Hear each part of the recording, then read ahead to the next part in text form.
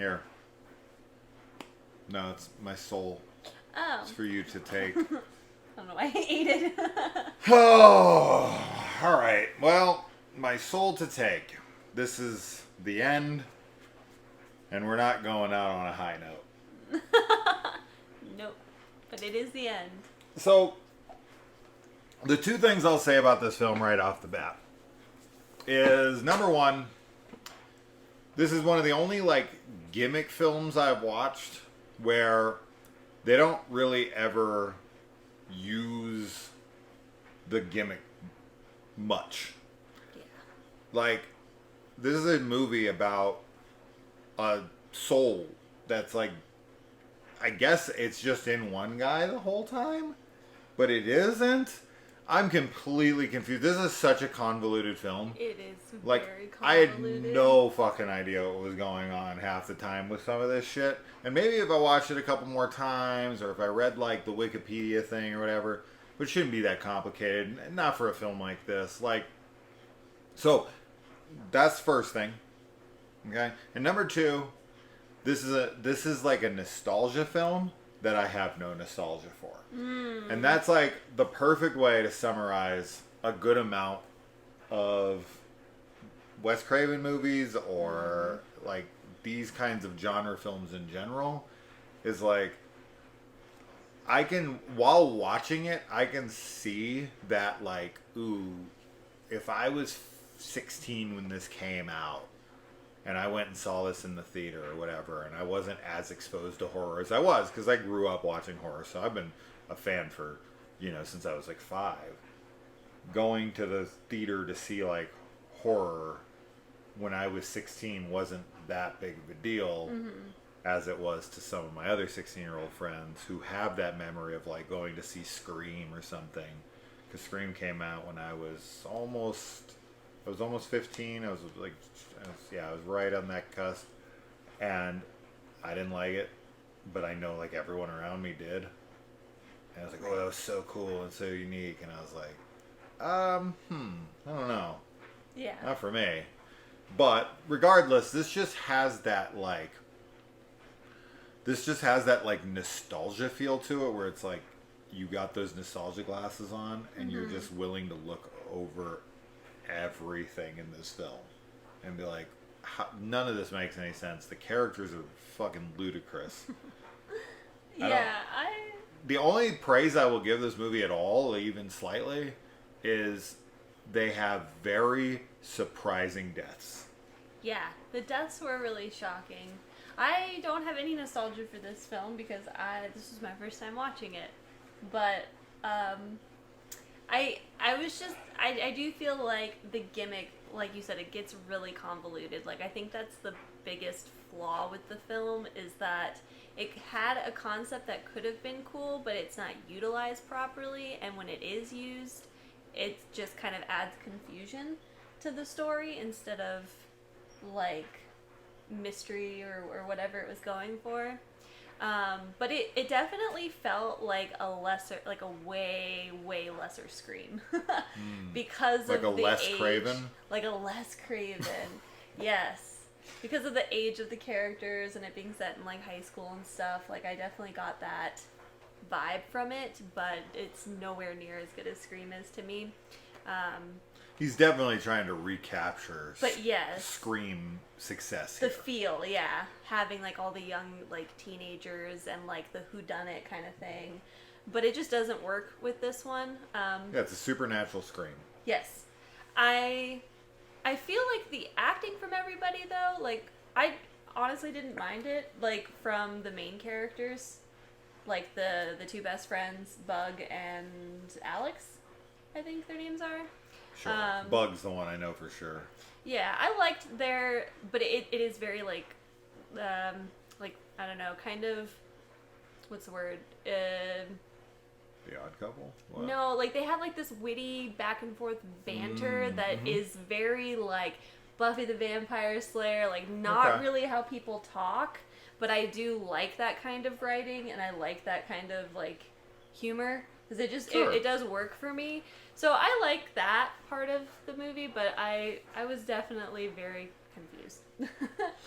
Yeah, I mean, that's just it. The movie is just confusing. And, like, Wes wrote and directed this movie, so this isn't one of those situations where he just came in as a director and, maybe there was studio interference. I don't know. But I can say that, like, you have the Ripper, and he is shown to be trying to kill his wife after having killed people in town. He's going to do it in front of the daughter. She's pregnant, not the daughter, the wife. And he goes to kill her, but then, gets interrupted. The cops come in, whatever. So we have this, like, understanding that there's this bad soul that has gotten into his body and is possessing his body. Then we do the ambulance thing and it crashes, and then we shoot to 16 years later. And we then find what the fuck is the town called? Something Ripperton. What is it again? Something with an R. I keep wanting to call it like Riverton, but it's maybe. I don't think it's something close to that. Whatever it is. The Riverton Ripper? Oh, I think that's right. We literally just watched this movie. It's so forgettable. It's so funny. It's so fucking forgettable. That's why. And plus, we're just dumb. No. We're not. No, I have an insane memory for film, as everyone knows. It is just kind of unremarkable. Yes. Yeah. So anyways, these kids were all born the same night that this guy died. Or didn't die. Or whatever. I don't even know. He didn't die, but I guess the other guy's just wearing a costume, so he did die. But then that soul, because they were born that night, the soul then went into a newborn? Right? Yeah, like, that's how that works? All of this. So, but, okay, why does anyone even know them as the Riverton? Riverton 7? Yeah, the Riverton 7, yeah, whatever. Why does anyone even know that? Like, oh, we were born the same night, just because it's like the big story, right? Like, of that town. It happened, yeah, exactly. That's why. I just don't see why they think they're linked to it. That's just plot convenience for, like, all the kids in town get together to be like, we're the survivors, and you have to fight off the guy, and it's just this, like, folklore in town. Yeah. That's all fine, but it just adds this sense of confusion on top of the many layers of confusion that are to come. Yeah. So, the killer, the main guy, the dad, in the beginning, he has, like, multiple personalities, which are the different souls. Right, he's schizophrenic. Yeah. But and he's all not. of those souls go into the babies that are born that night. That's what I was understanding had happened, right? So they all, like, escape into those bodies, which is why, I guess, in the end, when they all start dying, then they all come into bug again, which I don't know. I guess that doesn't make sense, but why wouldn't they all just go into one? And I don't understand, like, can you explain the scene to me? I know you can't, but can you explain the scene to me when Bug and his buddy are, like, mirroring each other? Like, what is that? They're sharing a consciousness. So what's confusing So about I thought it is that they're all supposed to be different souls, right? They're not the same soul that's been fractured. That would make sense for them to be mirroring each other and, like, having these connections, but they're literally, like, all different souls that were in one person. I didn't see it like that at all. I saw it as there's one bad soul. Right, one of them is bad, and the rest are all, like, and the other one's normal. Like psychically connected to them because they were born on the same night. Like, I didn't know. There's the dad, who's the killer in the beginning, and he has an evil soul that's entered him. Yeah. And those are the only two personalities we ever see out of him. We never see more than one, other than himself. But we do, though. Like, there's it's in that scene when he's, like, freaking out and stuff. There's, like, different voices. Like, he's doing all these different voices. There's, I thought like, that was just, like, distorted. Well, too. So God, it's supposed to be like. We didn't watch that part. And then the folklore, like, right when they're all at the river, all the kids, and that jock guy literally says, like, the legend has it or whatever, that that we're each of his different like souls, like So each when of it- his different personalities went into us. So in a small town, there just so happens to be 7 kids being born On the same on night. the same exact night as a guy with 7 personalities dying for them to each fracture into him like fucking little Horcruxes. Yeah. It's really lucky, isn't it?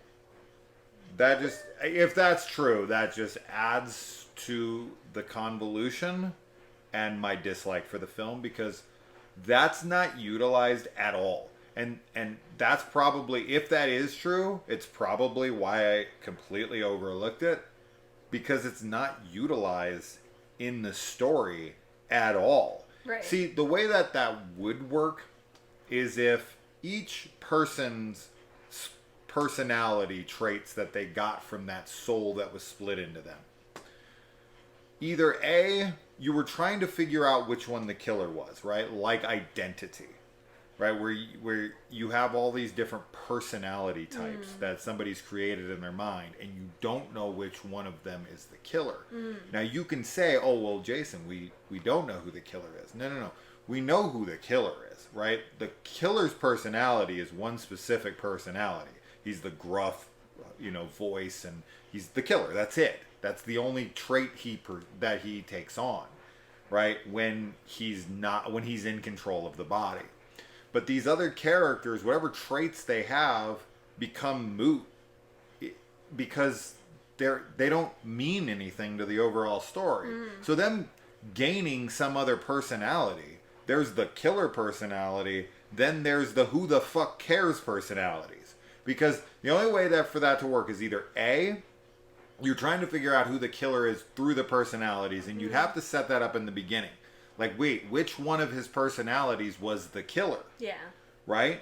And you don't do that. So that's number 1 lost. Number 2, the other flip side of that, and this is kind of like The Black Phone, or, there's another movie, I'm not thinking of it at the moment. But essentially, the protagonist of the story, which would be Bug, he starts to take on like traits, kind of like in Nightmare on Elm Street 4 or whatever, where Alice starts to take on her brother's martial arts skills or whatever, Sure. right? Yeah.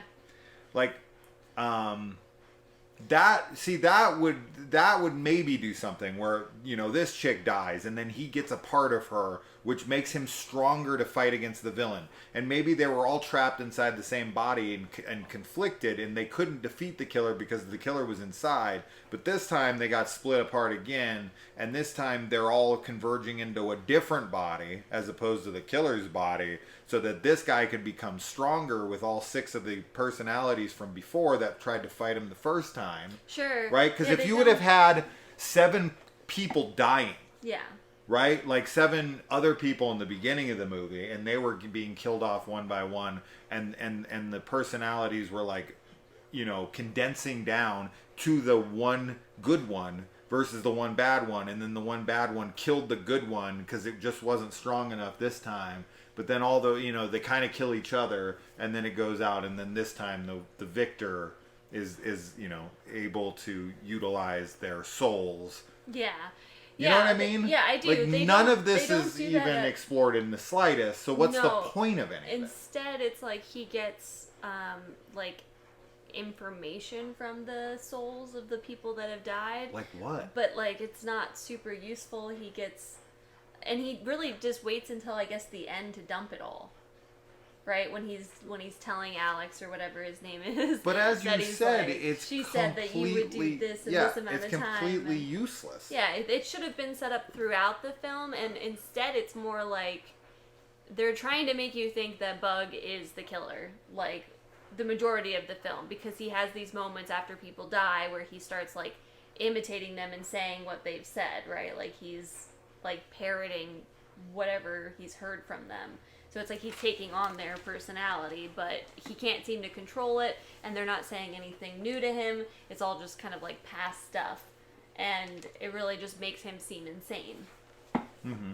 Instead of what you were suggesting, where he's like, taking parts of personalities from the other souls that are then helping him actually find out and fight the bad soul killer guy.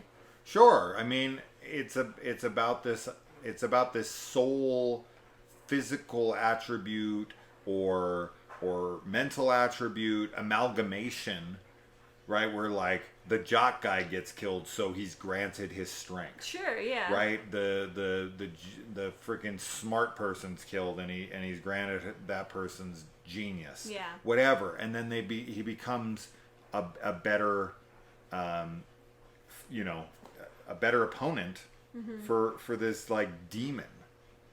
Right? Yeah. But it's like their sacrifice is giving up their best attribute to try to keep a a dog in the fight, so to speak. Right? But like I'm giving like this film, as far as all that goes, the whole like whose soul is in what body, and if there is some kind of Horcrux thing going on, or where it's being split into a bunch of different people, or it's all different personalities split into a bunch of different people, or if it is really just one person, and then he's got this like schizophrenia thing, but it's not. Yeah. He's connected, but why isn't the killer getting him this time? Because the killer the first time was getting him, right? All the personalities were in the killer. Yeah. So maybe the killer killed the last one, who would have been Bug in that timeline. And so he got all the good personalities, and that's why they're in his body in the beginning.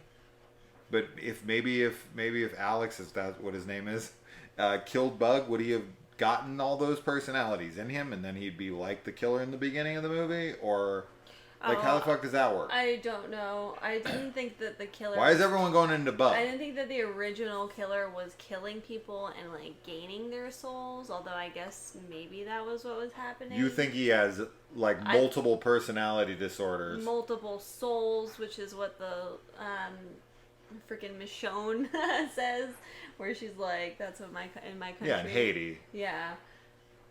But I guess it would make sense that he would be like getting them from people that he killed. So he was born with multiple souls in him, but they didn't come on until he was 16. Right? That's what he said. They said, yeah, that he was diagnosed with schizophrenia. And this is when the killing starts, is when he's 16. So 16 is Which is really funny, because schizophrenia is not multiple personalities. No. It's a totally different mental illness. Yes. But people always say that with schizophrenia. They're always like, you've got multiple personalities, you're schizophrenic. It's like, that's not it. I don't know. It doesn't make sense. And I don't know why Bug is now the like, I mean, he's like the condor, right? He's like, I'm the keeper of souls, but I don't know why he is. He's not the condor, he's the conduit. Conduit, yeah. I don't fucking know. And I don't know what's up with all the bird references in this movie. Because he's into birds. Birds, like, birds are fly, and so do souls. What was the dumbest thing you've ever said on this channel? 100%. Definitely wasn't. I'm sure there's something. Definitely wasn't? Definitely was not. Oh my goodness.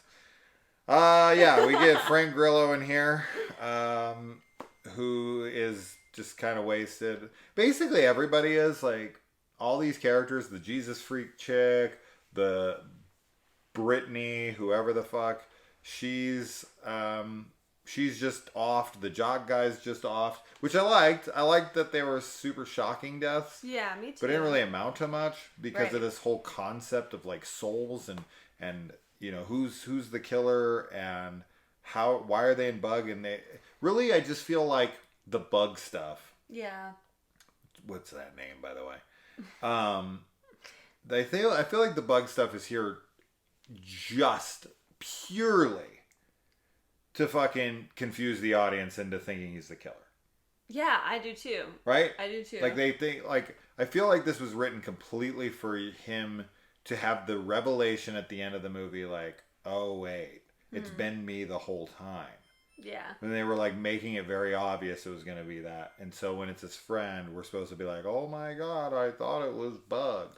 But it's like, no, you just made it way more confusing because nothing, you don't, and I guess, no, I don't need everything spoon fed. I don't need everything explained to me, but there has to be enough threads for me to pull out to be able to put something together. And I got nothing on this. And maybe I could watch it again and glean more from it. I just don't care because it's not a good movie. Period. Yeah. Like, if it was super entertaining and there was like rad kills and fun ass characters and naked hot babes and all this shit in it, then I'd be like, yeah, you know what? The story doesn't make any fucking sense, but I still had a great time, and I'd rewatch it, and maybe after a couple of rewatches, I'd be like, you know, I'm starting to like this. I think I've put some things together. No, with this movie, even if I could do that, I'm not going to, because I don't give a shit. Mm-hmm.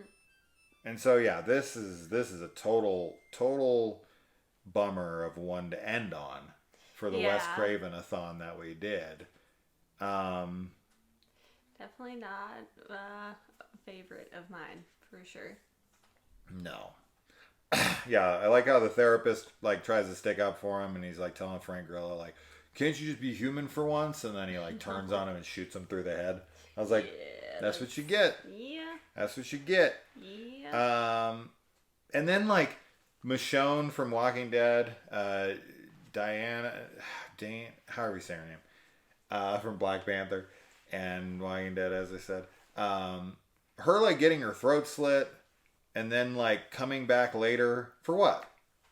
Just to be a cop that's out investigating for like 20 seconds?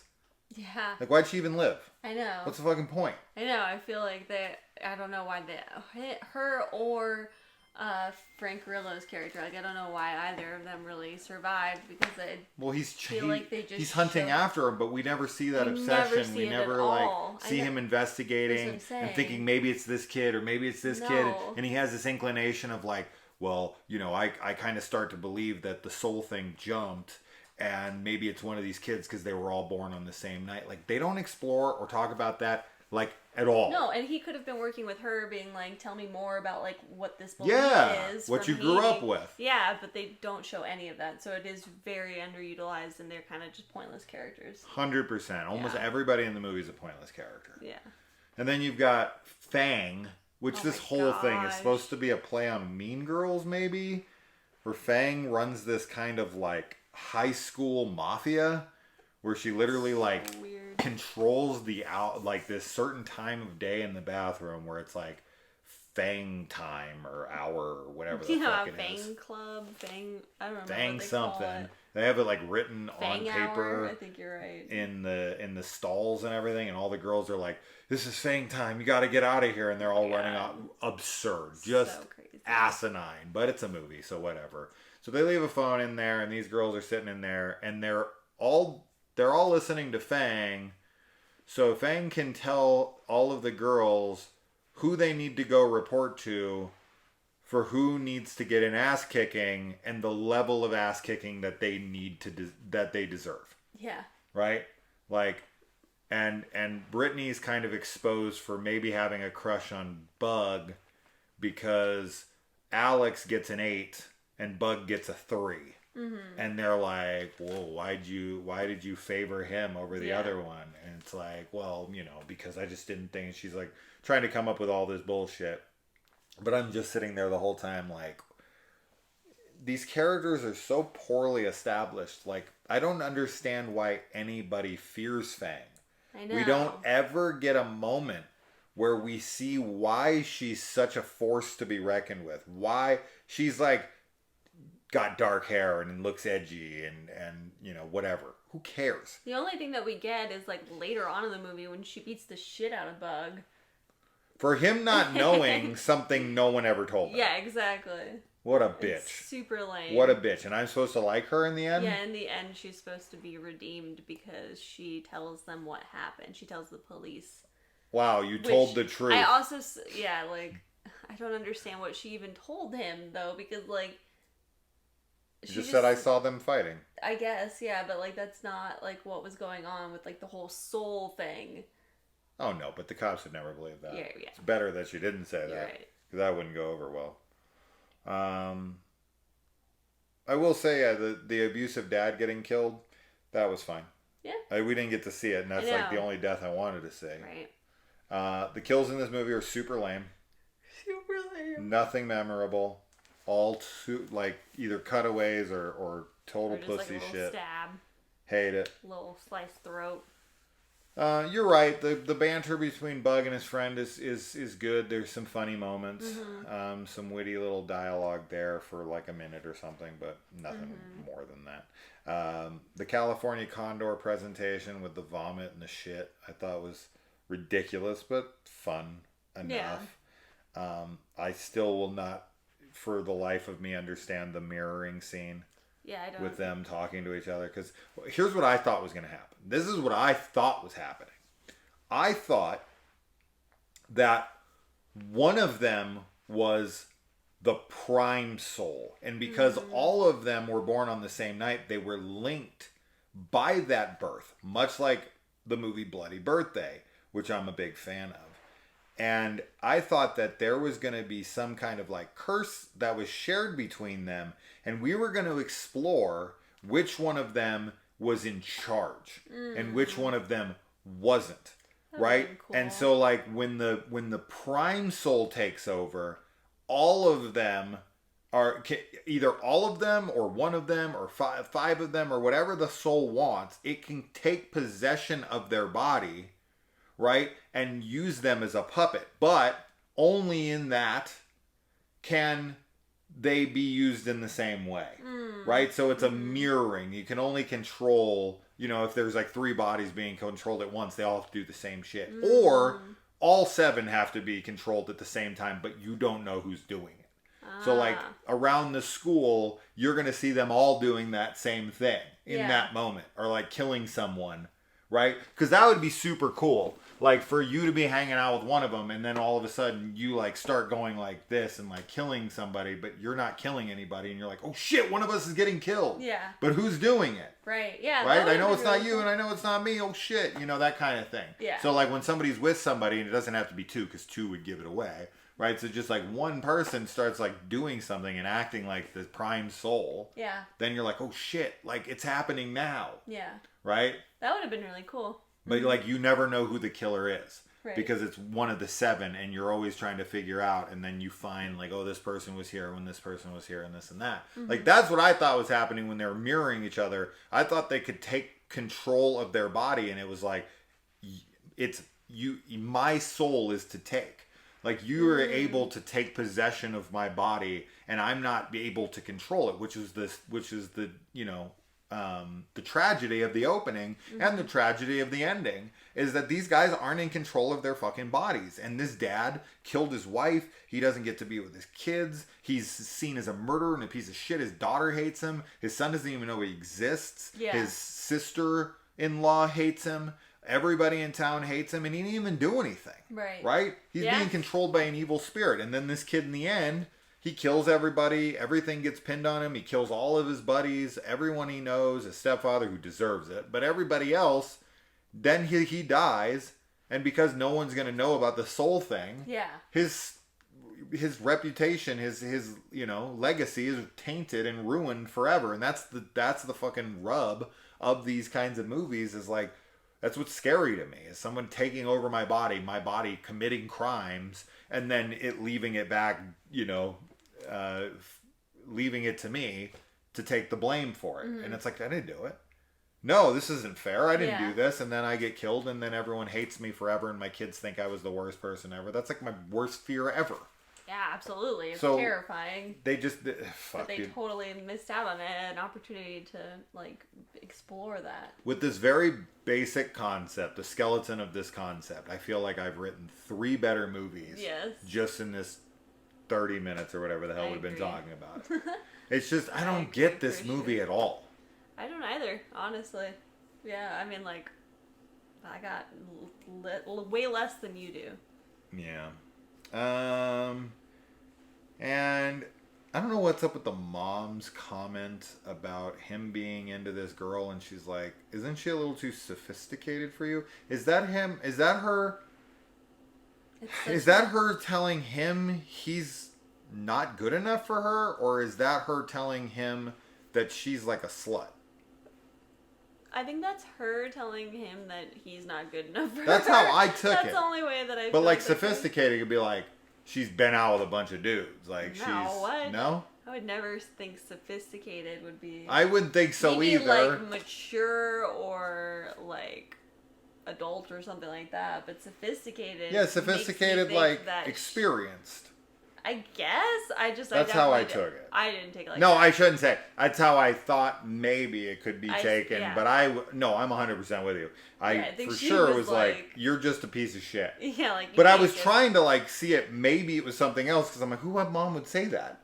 Like, I mean, my mom would say that because she's fucking awful. But like, well, and she like cares about bugs, so it is weird for her to be like, isn't she kind of? But it's like she's out of your league. That's what it felt. That's like. the kind of shit my mom would say to me all the time when I was a kid. Which is shitty. Really, it's horrible. Shitty to Yeah. say. So like, I was trying to have the benefit of the doubt here. Like, maybe his mom's not a piece of shit like my mom is. Well, she's not even his mom, so. True, but she's still his mom. He even tells her up in the like. I know. You know, in the hallway, like, you're still my mom, and then she dies like 4 seconds later. Yeah. At least she went out knowing that. Yeah. But she's like, you're a piece of shit, and he's like, yeah, but you're still my mom, and then she died. Mm-hmm. Pretty much. Yeah. And then the whole fights between the killers and everything. I don't give a shit. I'm done, I guess. The best friend knew about the dad the whole time. Yeah. I don't know. I don't know how the fucking blind kid climbed up into the room on his own. I know. But I don't know. I don't care. I'm done. Anything more? Nope, we can be done. So this concludes our Wes Craven-a-thon. Yep. We covered a lot of movies. We did. So I'm glad we did it. Overall, how do you feel about Wes Craven now that you've seen every single film he's ever directed? Overall, I definitely feel like his best films are Nightmare on Elm Street and Scream. The ones you've already seen. The ones I've already seen. And that my main takeaway is that he has no real like style. Identifiable style. Yes, he goes all over the place, and I don't think that it is an advantage for him in a lot of the cases. But there's definitely like a handful of films that we watched that I enjoyed, and had a good time watching. But there is a lot of stuff that I'm just kind of like, what, like. Why was this made? Because it does feel kind of like it was a cash grab, or like not even a cash grab, but just like a money making thing. And sure. We know there's no passion behind it, and it doesn't make sense or whatever. And I do think his earlier work is maybe a little more overrated than. And I hate to say that, but I definitely don't get the whole appeal for The Last House on the Left and The Hills Have Eyes. Nor do I. So, but I'm glad I watched everything. But we know just from the trivia that Wes Craven took multiple pictures because he was like trying to pay off his divorce and shit. Yeah. So those are literal cash grabs. Yeah. Overall, my thoughts on Wes Craven have changed slightly, but not much. I thought he was a really subpar director who is vastly overrated. And after watching through this, I think he is a okay director who's vastly overrated. He is an okay director. That's for how sure. much. That's where I've come. And Nightmare on Elm Street and Scream are definitely his. It's just his best stuff. Like, that's it. And I know that you're not a Scream fan, but like for sure, those are the two. And they've spawned, 2 beloved franchises. So I appreciate that, and I'm really grateful that we got those out of him. And I wish that more of his films could have been like those level, like that caliber. Oh my god. That would have been awesome to get a bunch of things like that. But let it be known, though, let's say this, because this is important. As everyone knows, I've said it enough. I hate saying it. I don't even want to fucking say it anymore, but to the point. So I will say it again. Even though I'm not a fan of Scream, I greatly prefer Scream to My Soul to Take. Right? Yeah. So that's important, because it's not like I put Scream on the same level as My Soul to Take. No, my God, no. Yeah. Right? Like, I think Scream is a much better film. Yes. I just don't like it that much. Oh, it's such a better film. I think miles and miles. I think this is pretty fucking terrible. Yeah, I do too. Right? It's a bad thing to end on for sure. But regardless, yeah, it's weird for like Red Eye than this. I know, because like Red Eye, Curse, Both of those are pretty solid, all things I considered. know a lot of people would Probably disagree hate with Cursed, you on Cursed. but like I like That's a nostalgia And I film. mean, yeah, I guess maybe that is the nostalgia speaking, but yeah.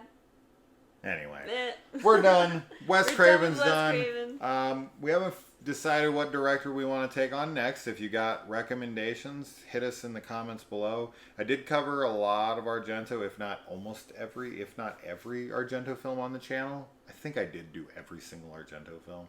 So if Kaylee and I do that, we are not going to be covering them on the channel. I've covered a decent amount of Fulci.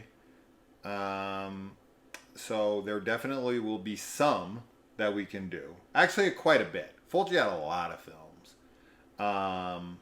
But he also had a lot of shit. So I don't know. There's tons of directors that have massive filmographies.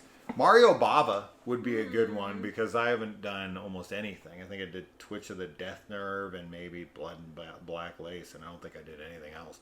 And I own like every film he ever did on Blu-ray. So that'd be fun. That could be cool. Yeah. So yeah, let us know in the comments below. Let us know what you think of Wes Craven as a director, what your favorite films of his are.